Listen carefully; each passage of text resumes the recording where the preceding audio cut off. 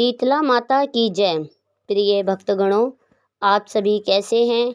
आशा करती हूँ कि आप सभी अच्छे होंगे। आज मैं लेकर आई हूँ शीतला माता की कथा। शीतला माता की पूजा सनातन धर्म में विशेष रूप से स्वास्थ्य और रोगों से रक्षा के लिए की जाती है। शीतला माता की व्रत करने से चेचक, फोड़े, फुंसी, बुखार और त्वचा रोगों से रक्षा करती है और घर परिवार में स्वास्थ्य, शांति और सुख बनाए रखने के लिए उनकी पूजा की जाती है।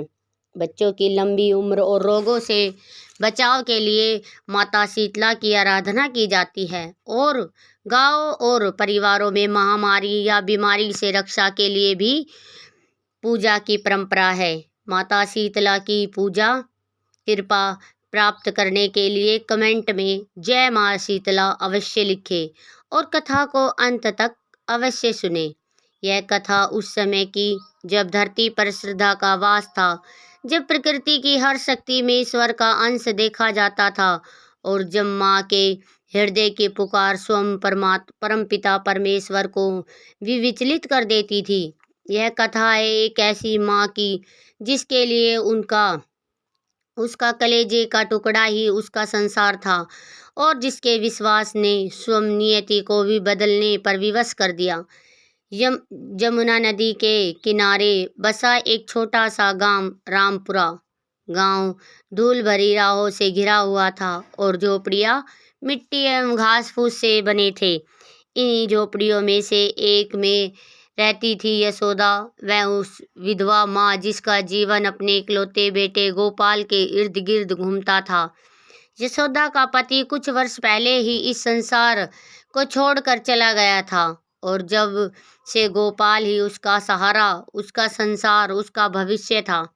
गोपाल एक 5-6 वर्ष का भोला भाला बालक जिसकी आंखों में चमक और चेहरे पर चिर स्थायी मुस्कान रहती थी। वह गांव के दूसरे बच्चों के साथ खेलता, मिट्टी से के खिलौने बनाता और जब भी थक जाता अपनी माँ के आंचल में सिमट जाता। यशोदा दिन रात मजदूरी करती, मीलों दूर से पानी भर कर लाती, खेतों में काम करती ताकि उसके बेटे को 2 वक्त की रोटी और एक सुखी जीवन मिल सके। उसकी आंखों में एक ही सपना था, अपने गोपाल को बड़ा होता देखना, उसे पढ़ा लिखा कर एक अच्छा इंसान बनाना। लेकिन नियति को कुछ और ही मंजूर था। एक तपती दोपहर की बात है, गोपाल अपने दोस्तों के साथ खेलते हुए अचानक जमीन पर गिर पड़ा। उसका शरीर आग की तरह तपने लगा और कुछ ही पलों में उसके पूरे बदन पर छोटे छोटे लाल दाग उभर आए। यशोदा जो घर में आटा गूंद रही थी, बेटे की चीख सुनकर भागी। उसने गोपाल को गोद में उठाया, उसका माथा चूमा ओ उसका बदन भट्टी सा जल रहा था। गोपाल, मेरे लाल, क्या हुआ मेरे बच्चे को? यशोदा की आवाज में घबराहट थी। गोपाल दर्द से करहा रहा था। माँ माँ, बहुत दर्द हो रहा है, मेरा बदन जल रहा है। यशोदा ने उसे अपनी छाती से लगा लिया, जैसे अपनी छाती की गर्मी से ही बेटे के ज्वर को सोख लेना चाहती थी। वो तुरंत गांव की सबसे अनुभवी महिला दादी जमुना के पास भागी। दादी जमुना ने गोपाल को देखा, उसकी नाड़ी जांची और आंखों से चिंता की गहरी लकीर उभर आई। अरे यशोदा बेटी, यह तो दादी जमुना ठिठक गई, यह तो शीतला मैया का प्रकोप लगता है। शरीर पर यह दाने और यह ज्वर देवी रूठ गई है। दादी के इन शब्दों ने यशोदा के हृदय में एक गहरा छेद कर दिया। शीतला माता गांव में ऐसी मान्यता थी कि शीतला माता जब प्रसन्न होती है तो बच्चों को चेचकी या बड़ी माता का प्रकोप होता है और यह अक्सर जानलेवा सिद्ध होता है। यशोदा के पैरों तले जमीन खिसक गई। उसका गोपाल उसका इकलौता सहारा, क्या उसे भी माता का प्रकोप झेलना पड़ेगा? अगले कुछ दिन गांव में यह खबर आग की तरह फैल गई। हर कोई गोपाल को देखने आता, अपनी अपनी सलाह देता और हर सलाह के अंत में यही बात दोहराई जाती, शीतला माता का प्रकोप है। यशोदा माता को मानना पड़ेगा। गोपाल की हालत बिगड़ती जा रही थी। पहले तो दाने केवल चेहरे और छाती पर थे, अब भी पूरे शरीर पर फैल चुके थे। उसका मुखमंडल पीला पड़ने लगा था। आंखों में चमक की जगह एक अजीब सी उदासी और दर्द का सागर गहरा गया। वो कुछ खा पी भी नहीं रहा था, बस रह रह कर कराहता और अपनी माँ का हाथ कसकर पकड़े रहता। माँ, पानी, माँ। गोपाल की आवाज़ इतनी धीमी हो गई थी कि यशोदा को झुककर सुनना पड़ता था। हाँ मेरे लाल, अभी लाई। थोड़ा शहद मिला दूँ पानी में, उससे गला ठीक रहेगा।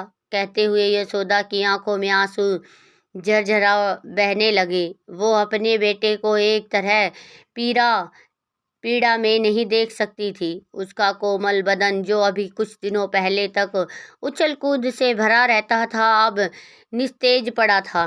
गोपाल माँ का हाथ कसकर पकड़ लेता और दर्द से सिसकता। यशोदा उसे सहलाती, उसके माथे को चूमती, उसके बालों को सहलाती, पर भीतर ही भीतर वह खुद भी टूट रही थी। हे विधाता, यह तूने कैसी रचना रची। मैंने ऐसा क्या पाप किया जो मेरे इकलौते बेटे को इस भयानक कष्ट से गुजरना पड़ रहा है। उसके हृदय की चीखें ब्रह्मांड में गूंज रही थी, पर उन चीखों को सुनने वाला शायद कोई न था। उसका माथा, जो अभी गर्व से ऊंचा रहता था, अब चिंता और शोक से झुका हुआ था। उसकी रातें जागते हुए गोपाल के पास बैठकर उसे हवा करते, उसके बदन को ठंडे पानी से पोंछते हुए कट रही थी। वो हर पल डरती थी कि कहीं उसकी आंख लगते ही उसका लाडला उसे छोड़कर कहीं चला न जाए। नहीं, ऐसा हो नहीं सकता। यशोदा ने मन ही मन दृढ़ संकल्प किया।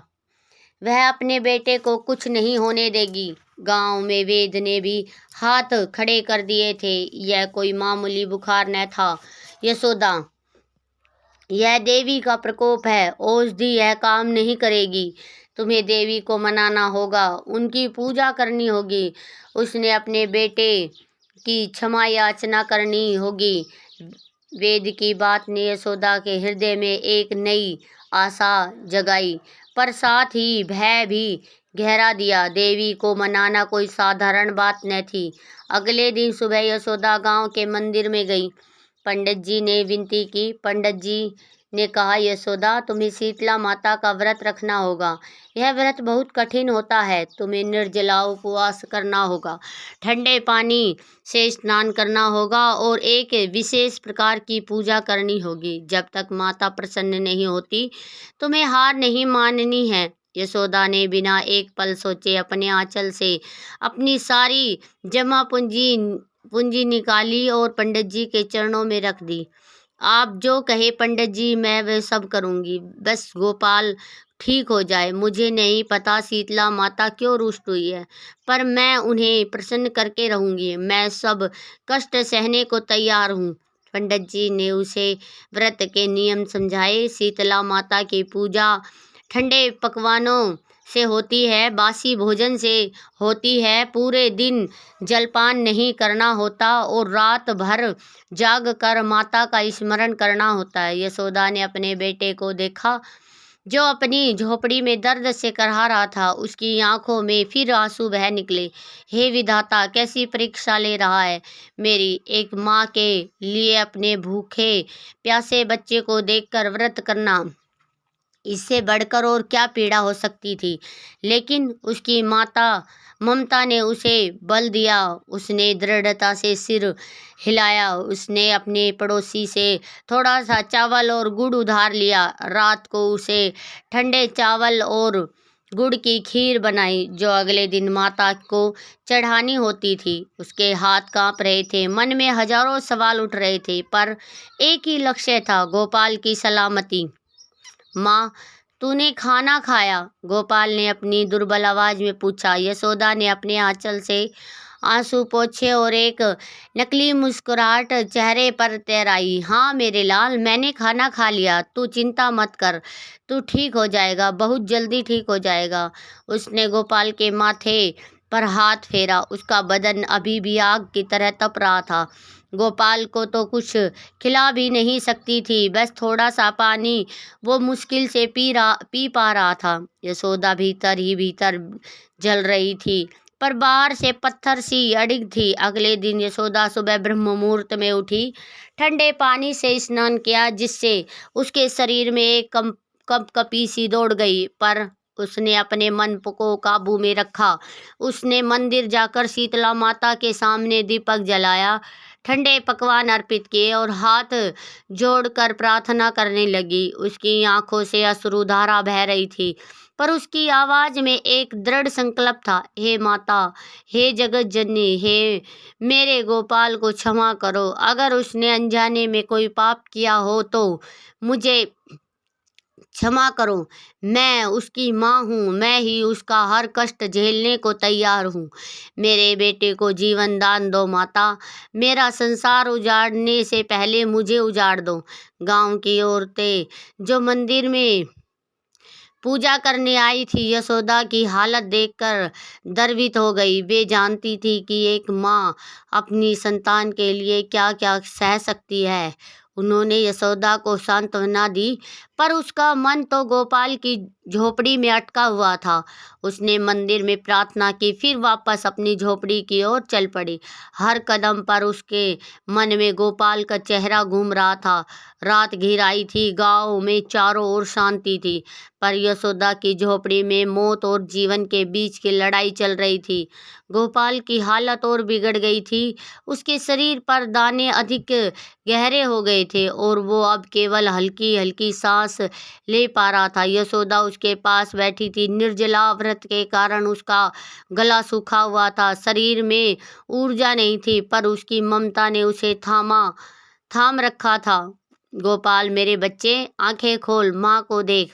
यशोदा ने बेटे को धीरे से हिलाया। गोपाल ने अपनी आंखें खोली, हल्की सी खोली। उसकी दृष्टि धुंधली थी।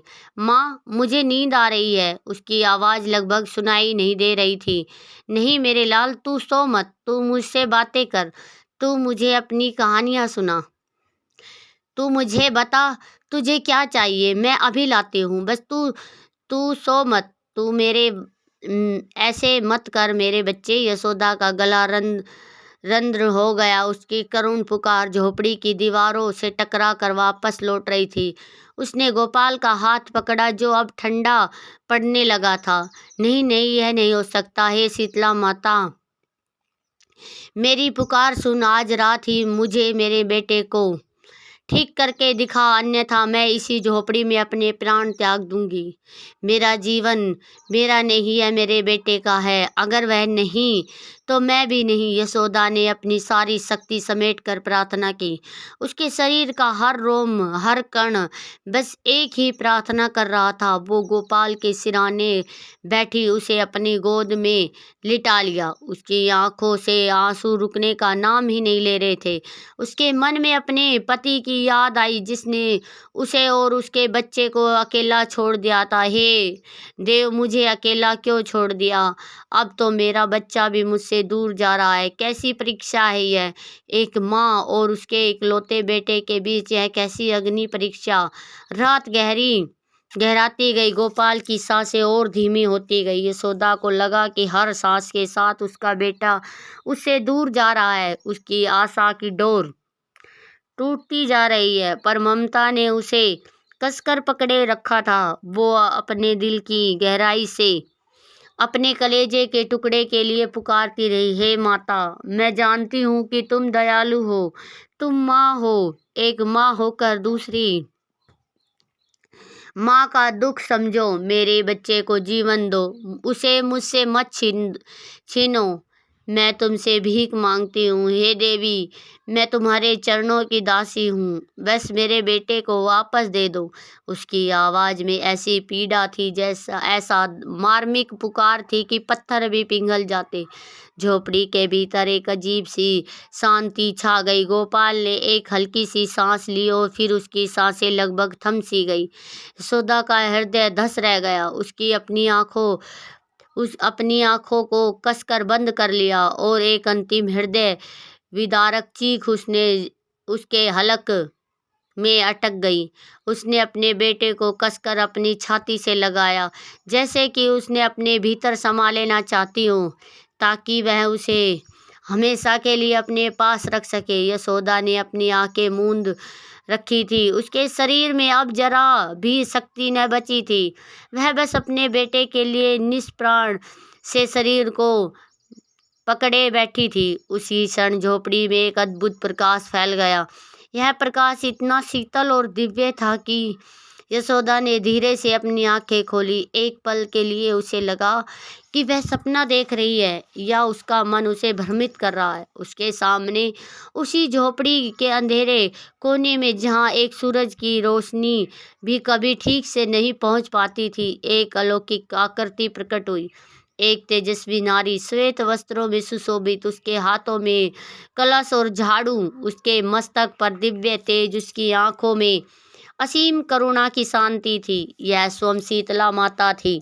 यशोदा ने अविश्वास से उन्हें देखा। उसकी जुबान लहरा गई, शरीर कांपने लगा। वो कुछ बोल नहीं पा रही थी, बस उसके चरणों में गिरना चाहती थी, पर उसके शरीर में जरा भी हलचल करने की शक्ति न थी। माता शीतला ने अपनी दिव्य वाणी में कहा, पुत्री, मेरी बेटी यशोदा, भयभीत ना हो, मैं तुम्हारी पुकार सुनकर आई हूँ। यशोदा की आंखों में फिर से आंसू भर आए, पर इस बार वे भय के नहीं थे, बल्कि असीम श्रद्धा और कृतज्ञता के थे। हे माता, हे जगत जननी, आप साक्षात यहाँ। माता शीतला मुस्कुराई। उनके मुस्कान में पूरे ब्रह्मांड का सुकून समाहित था। उन्होंने अपने एक हाथ से यशोदा के सिर पर हाथ फेरा और अपने दूसरे हाथ से गोपाल को स्पर्श किया।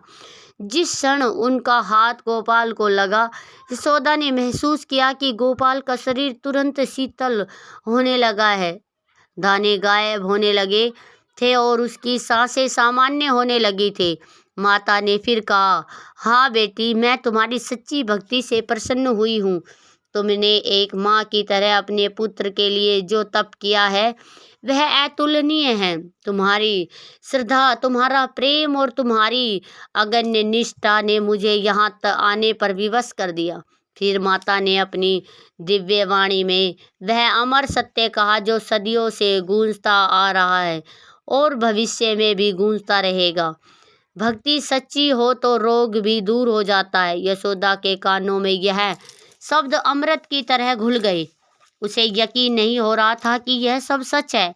माता ने उसे सांत्वना दी, उसे आशीर्वाद दिया और फिर धीरे धीरे उसी प्रकाश पुंज में विलीन हो गई, जैसे वह कभी थी ही नहीं। झोपड़ी में फिर से पहले जैसा अंधेरा छा गया, पर यशोदा के हृदय में आशा और विश्वास का एक नया सूरज उगा आया। वो गोपाल को अपनी गोद में लिए बैठी रही। उसका शरीर अब सामान्य था, सांसें गहरी और नियमित थी, दाने पूरी तरह से गायब हो चुके थे, मानो कभी थे ही नहीं। यशोदा ने अपने बेटे के माथे को छुआ। कोई बुखार नहीं था, अब वह शांत भाव से सो रहा था, जैसे उसे कभी कोई बीमारी हुई ही नहीं हो। यशोदा को लगा कि वह कोई सपना देख रही थी, पर उसके हृदय में शीतला माता के दर्शन की स्मृति और दिव्य वाणी के शब्द जीवंत थे। उसकी आंखों में एक अजीब सी चमक थी, एक ऐसी शान थी जो उसने अपने जीवन में पहले कभी महसूस न की थी। वह रात उसके जीवन की सबसे लंबी, सबसे भयानक और फिर सबसे चमत्कारी रात बन गई थी। उसने शीतला माता की कृपा महसूस की, उसने एक माँ की शक्ति को पहचाना और उसने उस सनातन सत्य को समझा कि जब भक्ति सच्ची होती है तो कोई भी बाधा, कोई भी रोग, कोई भी दुर्भाग्य टिक नहीं पाता। एडी अगली सुबह जब सूरज की पहली किरणें रामपुरा गांव की झोपड़ी को छू रही थी, यशोदा अपनी झोपड़ी में बैठी थी, अपने बेटे को निहार रही थी। उसकी आंखों में अब कोई डर न था, कोई चिंता नहीं थी, बस असीम प्रेम और कृतज्ञता का सागर लहरा रहा था। और फिर एक चमत्कार हुआ। गोपाल ने अपनी आंखें खोली। उसकी आंखें अब साफ थी, चमक रही थी, जैसे उसमें कभी कोई दर्द था ही नहीं। गोपाल ने अपनी माँ को देखा और मुस्कुराया। माँ, मुझे बहुत अच्छी नींद आई, मैं ठीक हो गया हूँ। यशोदा ने अपने कानों पर विश्वास नहीं किया। उसने गोपाल को कसकर गले लगा लिया और उसकी आंखों से खुशी के आंसू बह निकले। मेरे लाल, मेरा गोपाल, तू ठीक हो गया। उसने गोपाल के माथे पर, गालों पर, बालों पर अग्नि चुंबन दी। उसका हृदय खुशी से उछल गया था। वह अपने बेटे को एक बार फिर हंसते खेलते देख रही थी। यह सपना नहीं था, यह हकीकत थी। शीतला माता ने उसकी पुकार सुन ली थी। गोपाल उछल कर बैठ गया। माँ, मुझे भूख लगी है, क्या खाने में क्या है? यशोदा की आंखों से खुशी के आंसू बहते जा रहे थे, लेकिन उसके चेहरे पर अब एक नई चमक थी। हाँ मेरे लाल, सब है मेरे पास। मैं अभी तेरे लिए गर्मा गर्म खाना बनाती हूँ। उसने गोपाल को अपनी गोद से उतारा और वह झट से झोपड़ी के अंदर जैसे कभी बीमार था ही नहीं। गांव के लोग जब सुबह अपनी दैनिक दिनचर्या के लिए उठे तो उन्होंने एक अद्भुत दृश्य देखा।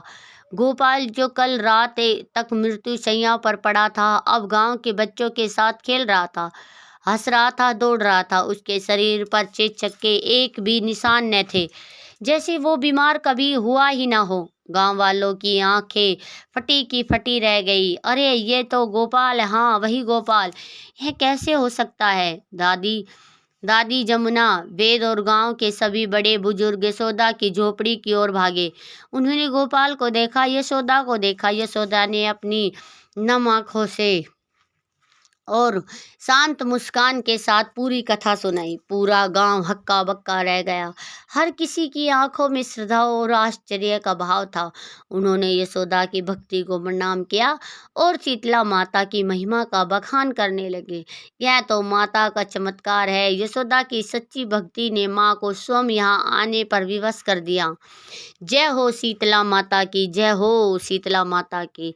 पूरा गांव शीतला माता के जय जयकार से गूंज उठा। यशोदा की कथा दूर दूर तक फैल गई। लोग दूर दराज के गांवों से आकर उस झोपड़ी को देखने लगे जहां माता के दर्शन दिए जाते थे। यशोदा, जो कल तक एक गरीब और लाचार माँ थी, आज विश्व और भक्ति के प्रतीक बन गई थी। इस कथा ने यह प्रमाणित कर दिया कि सनातन धर्म की भूमि पर जहाँ माँ के हृदय में अटूट श्रद्धा होती है, वह स्वयं ईश्वर भी प्रकट होकर अपने भक्तों की लाज रखते हैं। प्रिय साथियों, इसी के साथ शीतला माता की यह पावन व्रत कथा यहाँ पूर्ण होती है। हम शीतला माता भगवती शीतला के चरणों में प्रार्थना करते हैं कि उनकी दिव्य कथा